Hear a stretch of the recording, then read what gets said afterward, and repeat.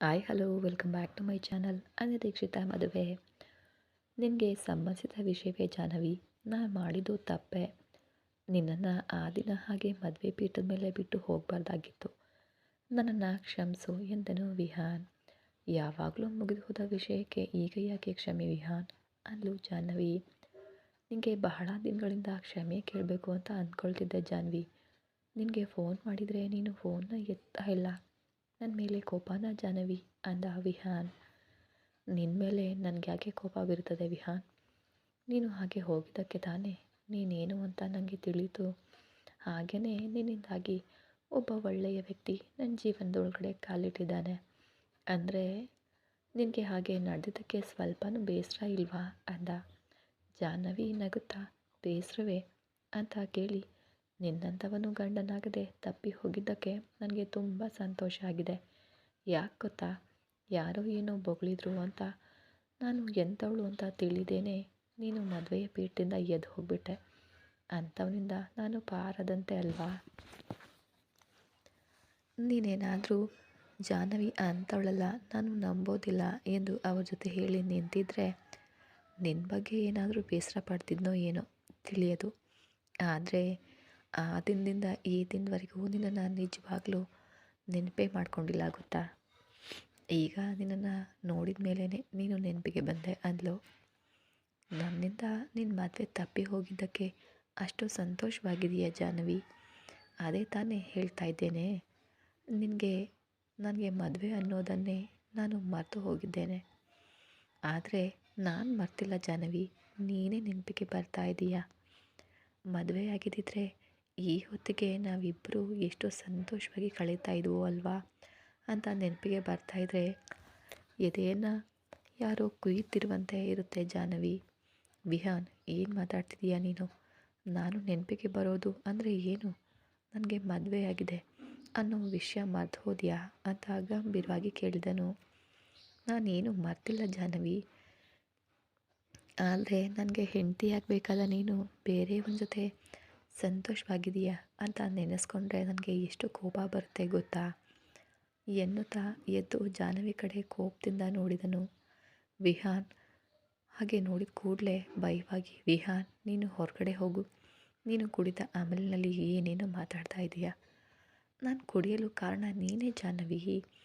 ನೀನೇ ಕಾರಣವಾಗಿ ಈಗ ನಾನು ಕುಡ್ದಿದ್ದೇನೆ ಅಂತ ಹೊರಗಡೆ ಹೋಗಲು ಹೇಳ್ತಿದೆಯಲ್ಲ ಅಂದ. ವಿಹಾನ್, ಹುಚ್ಚಾಗಿ ಮಾತಾಡಬೇಡ. ನಾನು ಕಾರಣ ಅಂದರೆ ಹೇಗೆ? ಕುಡ್ದಿದ್ದು ಚೆನ್ನಾಗಿ ತಲೆಗೆ ಏರಿದಂತೆ ಇದೆ ನಿನಗೆ. ಇಲ್ಲಿಂದ ಮೊದಲು ಹೋಗು. ಹೋಗ್ತೀಯಾ ಅಥವಾ ಅಣ್ಣನಿಗೆ ಕಾಲ್ ಮಾಡಿ ಹೇಳಲಾ ಅಂದ್ಲು. ಅಣ್ಣನಿಗೆ ಹೇಳ್ತೀಯಾ? ನಾನು ಕುಡಿದು ಬಂದು ಅಬ್ರ ಮಾಡಿದೆನಾ? ಇಲ್ವಲ್ಲ. ಗಲಾಟೆ ಮಾಡಿದ್ದೀನಾ? ಇಲ್ವಲ್ಲ. ನನ್ನ ಮನಸ್ಸಿನ ನೋವನ್ನು ನಿನಗೆ ಹೇಳಿದೆ ಅಷ್ಟೇ ತಾನೇ. ಅದು ಕೂಡ ತಪ್ಪ ಜಾಹ್ನವಿ. ನಿನ್ನ ರೂಮ್ನಲ್ಲಿ ಆವತ್ತು ಅವನು ಯಾರೋ ಬರದೇ ಇದ್ದಿದ್ರೆ ಇಷ್ಟೆಲ್ಲ ಗಲಾಟೆ ನಡೀತಾನೆ ಇರಲಿಲ್ಲ. ನಮ್ಮ ಮದುವೆ ನಿಂತು ಕೂಡ ಹೋಗ್ತಿರ್ಲಿಲ್ಲ. ಅದೆಲ್ಲ ಅವನಿಂದಾನೆ ಅಂತ ಜಾಹ್ನವಿ ಕಡೆ ನೋಡ್ತಾ, ಜಾಹ್ನವಿ ನಿಜವಾಗಿಯೂ ಅವನನ್ನು ನೀನು ಬರ ಹೇಳಲಿಲ್ವಾ ಅಂತ ಕೇಳಿದನು ವಿಹಾನ್. ಹಾಗೆ ಅನ್ನಲಾಗಿ ಜಾಹ್ನವಿಗೆ ಕೋಪ ಬಂದು, ಆ ದಿನ ಇದೇ ಮಾತನ್ನು ಎಲ್ಲರೂ ಅಂದರು, ಈಗ ಮತ್ತೆ ನೀನು ಕೂಡ ಅಂತಿದೀಯ. ನಿಮಗೆ ಏನು ಹೇಳಿದರೂ ಅರ್ಥ ಆಗೋದಿಲ್ಲ. ನಿನಗೆ ತಿಳಿಯೋದು ಇಲ್ಲ ಕೂಡ. ನಿನಗೆ ತಿಳಿಯದೆ ನಿನ್ನ ರೂಮಿಗೆ ಒಳಗಡೆ ಬರಲು ಸಾಧ್ಯವಿಲ್ಲ ಅಲ್ವಾ ಜಾಹ್ನವಿ? ಬಂದಿದ್ರೂ ಕೂಡ ನಿನ್ನ ಹಣೆ ಮೇಲಿನ ಕಲ್ಯಾಣ ಬೊಟ್ಟು ಅವನ ಶರ್ಟ್ಗೆ ಹೇಗೆ ಅಂಟ್ಕೊಂಡಿದೆ ಹೇಳು? ನನ್ನ ಜೊತೆ ಮದುವೆ ನಡೆದರೆ ಮತ್ತೆ ಅವನನ್ನು ಭೇಟಿಯಾಗಲು ಆಗೋದಿಲ್ಲ ಅಂತ ನೀನು ಅವನನ್ನು ರೂಮಿಗೆ ಬರಲು ಹೇಳಿದೀಯ ಅಲ್ವಾ? ಅದಕ್ಕೆ ನೀನು ಇದ್ದ ರೂಮ್ನಲ್ಲಿ ಮಾತ್ರ ಲೈಟ್ ಆಫ್ ಆಗಿತ್ತು. ಜಾಹ್ನವಿ, ನಿಜಕ್ಕೂ ತುಂಬ ಗ್ರೇಟ್ ನೀನು. ಮದುವೆ ಅರ್ಧ ಗಂಟೆ ಇದೆ ಅನ್ನುವಾಗ ಅವನನ್ನು ಕರೆಸ್ಕೊಂಡು ಅವನ ಜೊತೆ ಕಾಲ ಕಳೆದಿದೀಯಾ ಅಂದರೆ ನಿನ್ನನ್ನು ಏನು ಅನ್ನಬೇಕು? ಇದನ್ನೆಲ್ಲ ನಾನು ಅಂತಿಲ್ಲ ಜಾಹ್ನವಿ, ಎಲ್ಲರೂ ಅಂತಿದ್ದಾರೆ ಅಂದನು. ಜಾಹ್ನವಿಗೆ ಆ ದಿನ ನಡೆದಿದ್ದು ನೆನಪಿಗೆ ಬಂದು, ಕತ್ಲಲ್ಲಿ ಯಾರೋ ತಿಳಿಯದೆ ಮೈ ಮೇಲೆ ಬಿದ್ದು ಸ್ಟಿಕ್ಕರ್ ಅಂಟಿದ್ರೆ ಅದಕ್ಕೆ ನಾನು ಅವನ ಜೊತೆ ಕಾಲ ಕಳೆದಿದ್ದೀನಿ ಅಂತ ಎಷ್ಟು ನೀಚವಾಗಿ ಅಂದ್ಕೊಳ್ತಿದ್ದಾರೆ ಹಾಂ ಅಂತ ಬೇಸರಪಟ್ಲು. ಜಾಹ್ನವಿ ಮೌನವಾಗಿದ್ದನ್ನು ಕಂಡು, ಏನು ಜಾಹ್ನವಿ ಮೌನವಾಗಿದೆಯಾ? ಒಂದು ವೇಳೆ ಎಲ್ಲರೂ ಅಂದ್ಕೊಳ್ಳೋದು ನಿಜವೇನಾ? ನಾನು ಹೇಳ್ತಾ ಇದ್ರೆ ಆ ದಿನ ನಡೆದಿದ್ದು ನೆನಪಿಗೆ ಬಂತಾ ಅಂದೆನು. ಆ ದಿನ ಏನು ನಡೆದಿದೆಯೋ ನಿನಗೆ ಹೇಳಿದರೂ ಅರ್ಥ ಆಗೋದಿಲ್ಲ ಬಿಡು ಅಂದ್ಲು. ಆದರೂ ಆ ಬಂದ ವ್ಯಕ್ತಿ ನಿನಗಿಂತ 1000 ಪಟ್ಟು ಒಳ್ಳೆಯವನಂತ ಇದ್ದಾನೆ. ಅದಕ್ಕೆ ಕತ್ಲಲ್ಲಿ ನಾನು ಅವನ ಮೈ ಮೇಲೆ ಬಿದ್ದರೂ ಕೂಡ ಕಿಂಚಿತ್ತೂ ಚಲಿಸದ ಅವನು ನನ್ನನ್ನು ಪಕ್ಕಕ್ಕೆ ತಳ್ಳಿ ಹೊರಗಡೆ ಹೋದ. ಅದೇ ನಿನ್ನಂಥ ಹುಚ್ಚು ನಾಯಿಗಳು ಆ ಪರಿಸ್ಥಿತಿಯಲ್ಲಿ ಇದ್ದಿದ್ರೆ ಸಿಕ್ಕಿದ್ದಾಳೆ ಅಲ್ವಾ ಅಂತ ಮೈ ಮೇಲೆ ಬಿದ್ದು ಕಿತ್ತು ತಿಂತಾಯಿದ್ರಿ ಅಂತ ಅಸಹ್ಯದಿಂದ ಹೇಳಿದ್ಲು. ಏನು, ನನ್ನನ್ನು ಹುಚ್ಚು ನಾಯಿ ಅಂತೀಯಾ? ನಾನು ಇಲ್ಲಿವರೆಗೆ ನಿನ್ನ ಜೊತೆ ಚೆನ್ನಾಗೇ ಮಾತನಾಡಿದೆ ಅಲ್ವಾ? ನಾನು ಕುಡ್ದಿದ್ರೂ ಕೂಡ ನಿನ್ನನ್ನು ಏನಾದರೂ ಮಾಡಿದ್ನಾ ಅಥವಾ ಒಂದು ಮಾತು ಅಂದನಾ?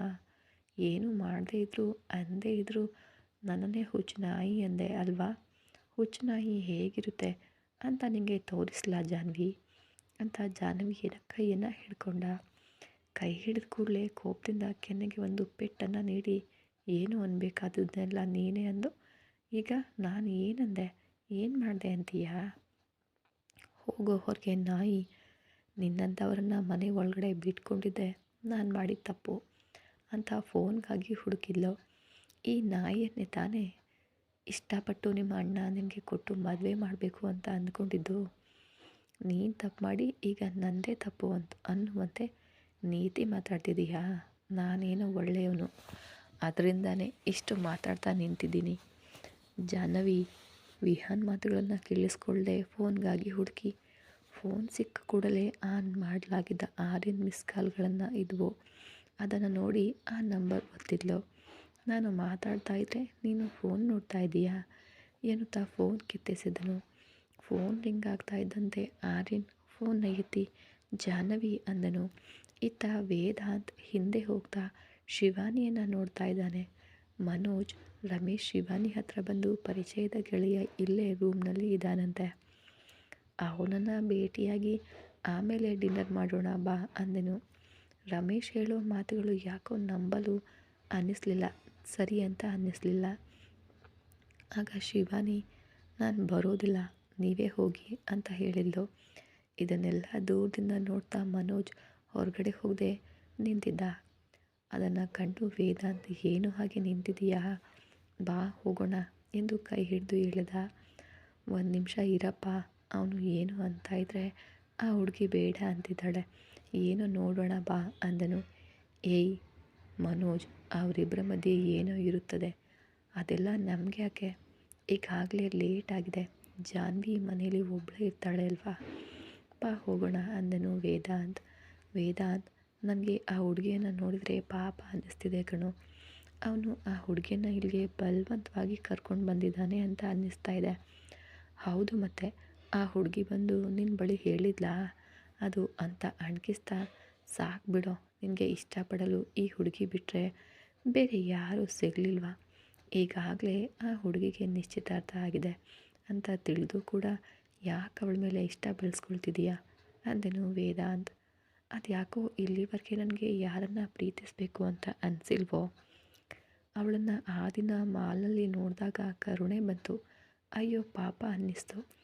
ಆ ಕಣ್ಣಲ್ಲಿ ಹರಿಯುವ ಕಣ್ಣೀರನ್ನು ನೋಡಿ ಹೋಗಿ ನಿನ್ನ ಕೈಗಳಿಂದ ಒರೆಸ್ಬೇಕು ಅನಿಸ್ತು ಕಣೋ. ಇನ್ನು ನಯವಾಗಿ ಹೋಗಿ ಅಪ್ಕೊಂಡು ನಿನಗೆ ನಾನಿದ್ದೇನೆ, ಬೇಸರ ಪಡಬೇಡ ಅಂತ ಹೇಳಲಿಲ್ಲ ಅಷ್ಟೇ ಅಂದ ವೇದಾಂತ್ ಹಾಗೆ ಅಂದಾಗ ವೇದಾಂತ್ ಕಡೆ ಕೋಪದಿಂದ ನೋಡಿ ಮನೋಜ್, ವೇದಾಂತ್, ನಿನಗೆ ಅಷ್ಟೊಂದು ಇಬ್ಬಂದಿ ಅನ್ನಿಸ್ತಾ ಇದ್ದರೆ ನೀನು ಹೋಗು, ನಾನು ಆಮೇಲೆ ಬರ್ತೀನಿ ಅಂದನು.